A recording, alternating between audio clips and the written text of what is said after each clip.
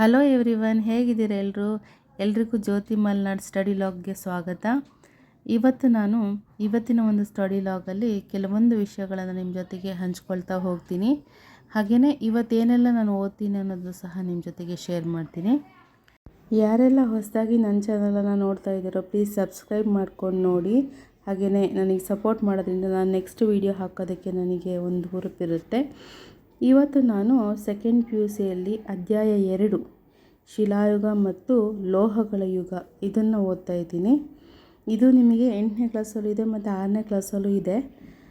ಹಾಗಾಗಿ ಅದನ್ನು ಓದಿದ ನಂತರ ನಾನು ಅದೇ ಟಾಪಿಕ್ ಇರೋದ್ರಿಂದ ಇದನ್ನು ಓದ್ಕೊಳ್ತೀನಿ. ಸೊ ಆ ರೀತಿ ಮಾಡೋದ್ರಿಂದ ನನಗೆ ಸ್ವಲ್ಪ ಈಸಿ ಆಗುತ್ತೆ. ನೀವು 6th to 10th ಓದಲೇಬೇಕು ಹಿಸ್ಟ್ರಿ. ನೋಡಿ ಇಲ್ಲಿ ಅಧ್ಯಾಯ 2 ನಿಮಗೆ ತೋರಿಸ್ತಾ ಇದ್ದೀನಿ, ಕಾಣಿಸ್ತಾ ಇರ್ಬೋದು. ಸೆಕೆಂಡ್ PUC ಬುಕ್ ಇದು. 6th ಮತ್ತು 8th